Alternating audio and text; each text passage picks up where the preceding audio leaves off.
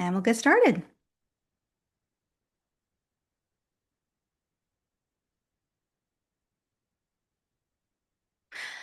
Hello and welcome, everyone. We'll give everyone a few moments to get started and get into the room here. Nice to see you all. Thank you so much for coming. We are launching our second webinar. This is our March business webinar, and the topic today is preparing for NVIDIA GTC and March Madness events. I'm very happy to have you all here. Before we begin, please note that this webinar is being recorded and a copy will be provided to you. All of the participants are muted, but feel free to use the chat. In fact, go ahead and say hello in the chat right now. We'd love to say hi. Also, we have a feature that called the Q&A feature at the bottom of the screen. You can see that button. That is the best place for you to send your questions because we are going to be answering all of them at the end of this call. It's now my pleasure to introduce you to our webinar speakers and panelists today. From the city of San Jose, we have Michael Lomio and Chris Arkley. From Team San Jose, we have Nicole Donia. From the San Jose Downtown Association, we have Lou Jimenez, Brenda Zadejas, Nate LeBlanc, Brian Kurtz, and I am your host, Danny Lobes. Now I'm going to go ahead and pass it off to Brian to give us a run through of the agenda today.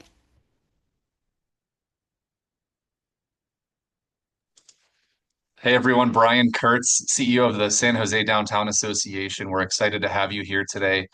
We wanted to take some time and share a bit of what we hope is helpful information about some of the big upcoming events. This is very similar to the webinar that we hosted with partners right before the Super Bowl. We're going to take a little bit of time going through some of the background of NVIDIA GTC and what happened in 2025, and acknowledging that it's only going to grow bigger in scope and impact here in downtown San Jose and the greater downtown area in 2026. A couple of ideas of how to help prepare your business for success. And we'll hear from Team San Jose to talk about the Show Your Badge promotion. So we're going to switch gears and move to the following week, helping to prepare for March Madness events that will be taking place in downtown San Jose. San Jose State is collaborating with the Sharks Sports Entertainment and the SAP Center as the host for March Madness activities. And then we'll hear about some of the preparation that's been underway from our own team on the Street Life program and additional updates before we move into Q&A. So with that, I have the pleasure of turning things over to Chris Arkley from the city of San Jose. Thank you, Brian. Hi, everyone. Chris Arkley, Downtown Coordinator for the city of San Jose. So first, starting with a look back at last year's NVIDIA GTC, we were able to welcome 25,000 attendees into downtown. Over the course of the week, we had 671,000 visitors. This was a huge impact to our downtown restaurants and bars and the hospitality sector, seeing a 40% increase in average sales, and retail showing also a 25% increase.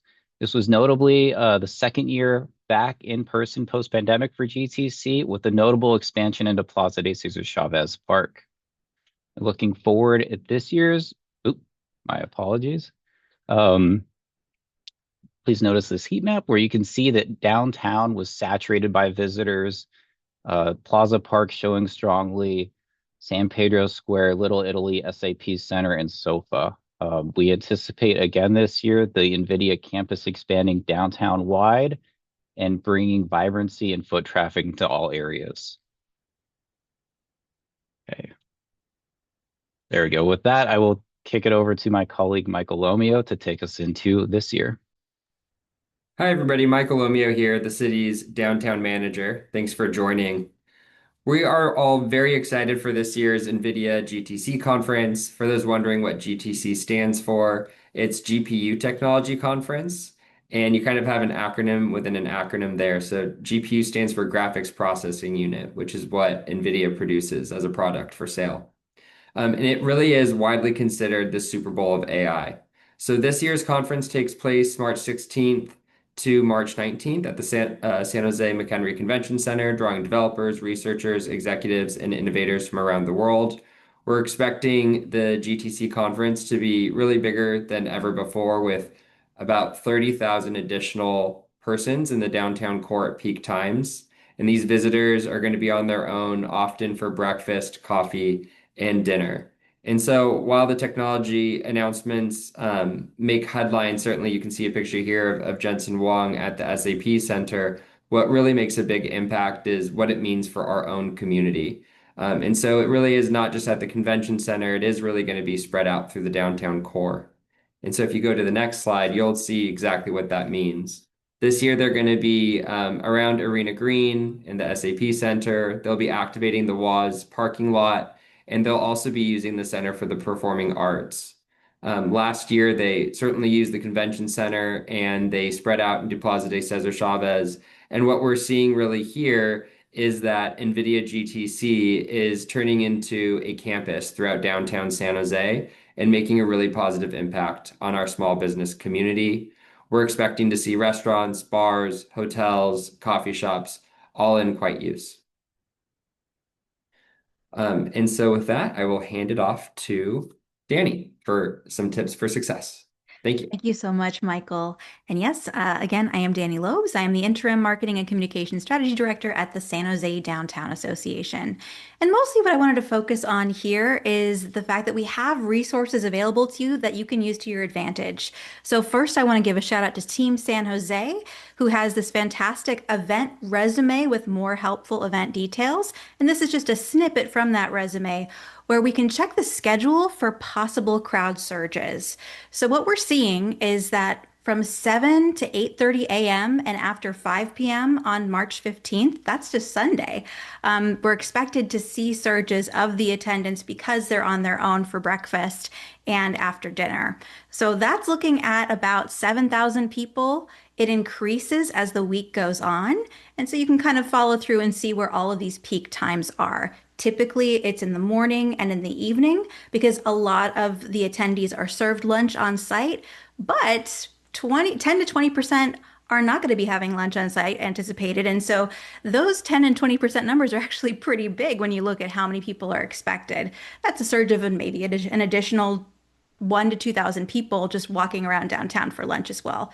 So kind of looking at that on the 17th, the 18th, again, larger crowds, probably going to see a little bit more than average for lunch, but biggest before and after the sessions. And then on Thursday, there is actually a new crowd expected. So we might think of the last day of the conference of being when it's going to wind down, but there are actually new attendees that come just for Thursday. So we aren't expecting the crowds to even die down on Thursday at all. So just some things to keep in mind, and you can use these times to actually schedule your social media posts. So thinking about people who are visiting downtown and want to know a good place to find coffee, or they are trying to track the conference itself, there does seem to be one hashtag that's being used more than any other, and that is NVIDIA GTC as the hashtag. I did a quick search yesterday, and I found one of our businesses already taking advantage by adding that hashtag to their posts. So shout out to Haberdasher because they did a great job and they're showing up as a trending topic alongside just standard GTC posters on Instagram. If you're looking for a place where you can actually schedule posts in advance, there isn't a native way to do that in Instagram, for example, but tools like Later, Hootsuite, Buffer, and then in the Facebook app, they all have an ability to do some free trials and free levels of membership so that you can schedule posts. So that might be something that you could set up this weekend to kind of be ready in advance to sort of wave and say hello to folks who are looking for you at these peak times.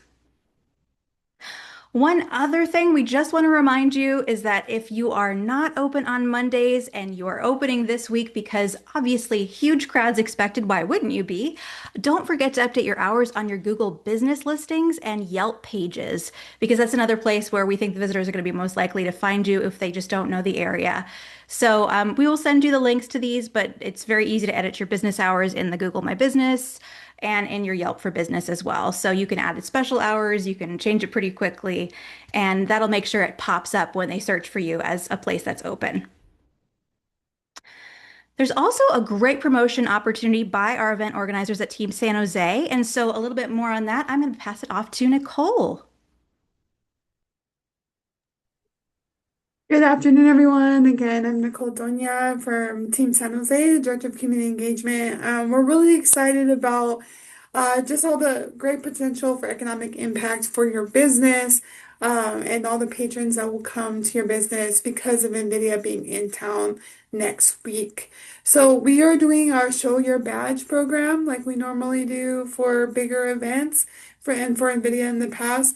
And but it gives you an opportunity to shine a light on your business, show some special offering that you want to provide, whether it's a promotional discount or a special drink, tailored specifically for NVIDIA attendees. We actually get an opportunity to put your logo and your promotion on our Show Your Badge website that is embedded into the API of the NVIDIA conference app. So all the attendees, when they click on their app in the Show Your Badge program, there will be a link to your logo with your link to your business in your what landing page. So they know where you are, who you are, what you offer, and they will stop by hopefully. So please, we're getting closer to the deadline. I know it says March 12th for the deadline for the promotional offers, but we will put them up, as quickly as we get your information in. So please send your high resolution company logo, preferably on a white or clear background, with your promotional offer to my email, ndonia, D-O-N-A, at sanjose.org. If you could do so today or tomorrow, we could get it up before the conference, but even during the conference, we'll be happy to get your information on there. So hopefully you can capture some of that business. So thank you. Thank you so much, Nicole. And I'll go ahead and pass it over to Brian, who's going to take a look ahead at the second half of March for March Madness events. To be back. I think we're shifting to the next slide. There we go. Perfect. Here's a calendar overview of March Madness events. I shared that San Jose State is playing host. The games themselves are going to be held at the SAP Center. We are starting on Thursday, March 26th, with 2 games in the Sweet 16 round. There will be a break of games on Friday. And on Friday, the city will be and partners will be hosting a college basketball tournament drone show over at Discovery Meadow, very similar to the drone shows that took place over in Discovery Meadow during the Super Bowl festivities, the big game festivities, but with new exciting features that you're going to want to see firsthand yourselves. And then, Saturday, things pick back up again, the games over at the SAP Center for the Elite Eight round. Also taking place on Thursday and Thursday the 26th and Saturday the 28th will be activities taking place outside of the SAP Center around Barack Obama Boulevard.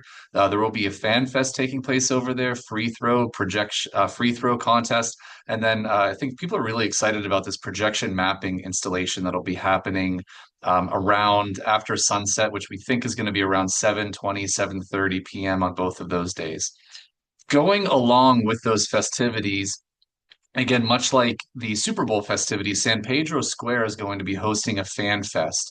So while there's not going to be turf down on the street like we had with the Super Bowl, there will be a lot of exciting activities and vendors along San Pedro Square and surrounding areas, in addition to supporting the incredible businesses that are up and along that corridor as it is. So we just want people to know that downtown is open, downtown is on. We're putting our best foot forward. And one way that we are doing that, our team has been coordinating with the city and other partners, ensuring that all items are buttoned up in the public right of way, both with GTC that's taking place next week and then following March Madness as well, doing walkarounds, ensuring that paint looks good, trash cans are there, and that we're just running through every punch list item. I have the pleasure of turning it over to Lou Jimenez on our team to talk a little bit about 2 very specific. Oh, I'm sorry, I forgot one slide. Oopsies, that's my mistake. Before we turn it over to Lou, a reminder about trademark rules. Danny was very thoughtful about including these during Super Bowl, and we want to remind you again that terms that like NCAA, the March Madness, Elite Eight, Final Four, Big Dance, and March Mayhem, These are all official trademarks, and NCAA has been known to go after individuals and groups that use them for their own marketing and money-making purposes. So please be cautious, be careful about the way that you're talking about the events that are taking place during March Madness and any of your promotions and online. And then in this slideshow that'll be sent out afterward is a list of all of the trademarks and resources for alternative ways to go about making sure that you're marketing your business and everything that's going on in downtown. So, once again, with that, because we were running through all those punch list items, I have the pleasure of turning things over to Lou Jimenez, our Street Life Manager, to talk about two very specific updates and projects that are going on with our Street Life program. Thank you, Brian, and everyone who is joining us this evening. I wanted to give a brief update on the Circle of Palms, one of downtown's most recognizable public spaces located near Plaza de Cesar Chavez and the San Jose Museum of Art. We've been assessing the health of the palms and are aware that five palms are in severe decline. The 5 dead palm trees have been cleared and stabilized, and the area has been secured. The plaza remains safe and accessible to the public, and safety measures will remain in place throughout the major events taking place in March. At this moment, the project is temporarily on hold in order to avoid disruption during the GTC conference and the LinkedIn Talent Connect events taking place downtown. The project will resume on March 30th, 2026. And when the work begins, the first step will be a diagnostic phase. During this stage, the specialists will assess the planting wells where the palms were located, investigating potential drainage or irrigation issues, and evaluate whether the soil media needs to be replaced or improved. Following this assessment, 5 palm trees will be removed and replaced with the goal of correcting the underlying growing conditions before installing the new trees. The team will be using the period between March 30th and early April to complete this diagnostic work and make any necessary adjustments to the planting environment. Once the site is ready, we'll make the replacement. By conducting this diagnostic work before replanting, the team can address the underlying conditions, ensuring that the palms establish a successful transition and that the Circle of Palms remains a healthy and iconic landmark to our downtown San Jose. Happy to answer any questions. My contact information I can provide later on. Thank you. I also want to speak on the Downtown San Jose Wayfinding Initiative. This got installed late January, late February, ahead of the series of major sporting events coming to the city. The program was developed by San Jose-based design studio Curitas in partnership with San Jose Sports Authority, with additional support of San Jose Downtown Association and the City of San Jose. The goal is to help visitors move confidently through downtown San Jose and discover everything it has to offer. Downtown San Jose is full of culture, restaurants, nightlife, and public spaces, but many visitors, especially those arriving for large events, don't always know how to navigate between districts without clear cues. Often people miss nearby destinations, which means less foot traffic for businesses and a fragmented visitor experience overall. To address this, the system organizes the downtown around 5 cultural districts: San Pedro Square, Little Italy, Historic District, Community District, and the SOFA District. The wayfinding program introduces color-coded district buttons, custom amenity icons, lamp post signage, and painted sidewalk arrow markers. Together, these elements create an intuitive navigation system that works at a pedestrian scale. At key entry points, "You Are Here" signs welcome visitors to a distinct district and show the type of experiences they'll find, such as cafes, galleries, restaurants, or nightlife. As visitors move throughout downtown, ground level directional arrows and district identifiers guide them towards the nearby neighborhood. And when they leave a district, exit signs point towards the next destination, often including walking times and a couple of teaser districts beyond it, encouraging exploration. The design follows core wayfinding principles: clarity, consistency, accessibility, and durability, ensuring that the system works for first-time visitors as well as local residents. This initiative helps transform downtown into a connected, walkable cultural destination, supporting local businesses, strengthening neighborhood identity, and creating a welcoming experience before, during, and potentially long after the 2026 sporting events. Thank you so much, Lou, and everyone here on the call. I do see that we have a lot of questions coming through the chat. So, what I'm going to do is I'm going to stop sharing my screen and we'll go ahead and pull up some of these questions. And if anybody has any more, they can put them in the chat as well as using that Q&A feature. So, let's take a look. All right, so first question, what are some creative ways businesses have promoted themselves to NVIDIA GTC? Who wants to hop in? And I'd like to also welcome our panelists, Brenda and Nate from SJDA. You guys can turn your cameras back on. So let's talk about some creative ways businesses have promoted themselves to the conference. What are some things from last year? Any signage or um,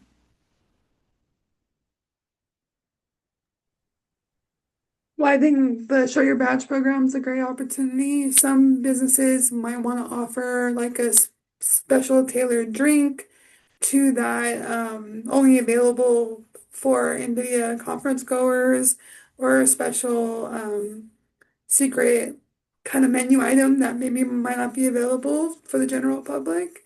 So a Show Your Badge program is a great opportunity for that. awesome? Brenda, you typed in the chat balloons. Do you want to say a little bit more? Hi, everybody. My name is Brenda. I am the Community Engagement Manager for the San Jose Downtown Association. Last year, some of my observations when I was walking, some of the businesses did put like balloon arch, green and white.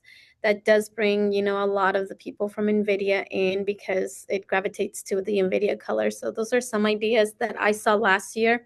And some cutouts. I think I did see some cutouts of, I think it was a president right there with some balloons. Yeah, I'd say balloons always bring people, and some people even had a little DJ outside of their patio, nothing loud, but just something light so people can come in and enjoy some music. And then I think the colors for the conference are kind of a lime green, so that might be a good way to a good color to kind of signify like, hey, we're here for you. Maybe welcome signs, things like that.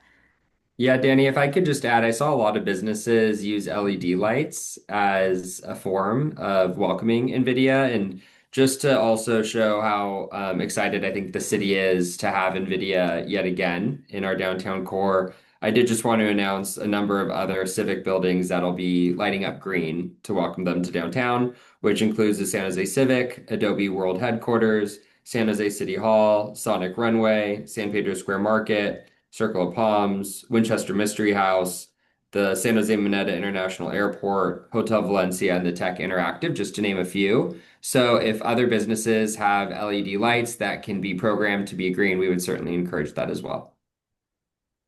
Great. I think was there any others, Lou? Because I know we also have, did he get them all?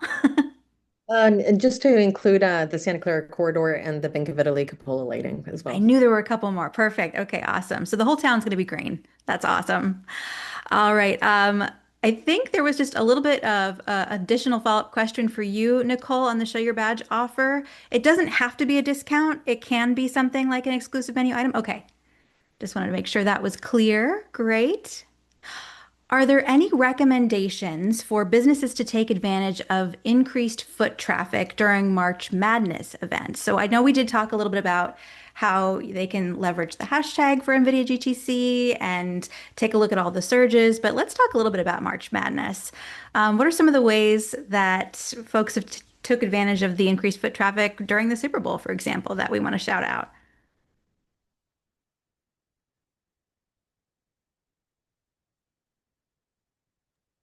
So I'll take that. I know for the Super Bowl, we saw a lot of businesses, especially new businesses, kind of open their doors and get out into the sidewalk a little bit with their advertisements or their specials, just letting people know they're open and they're an option. So for NVIDIA, we definitely anticipate every sidewalk's going to be full of convention goers.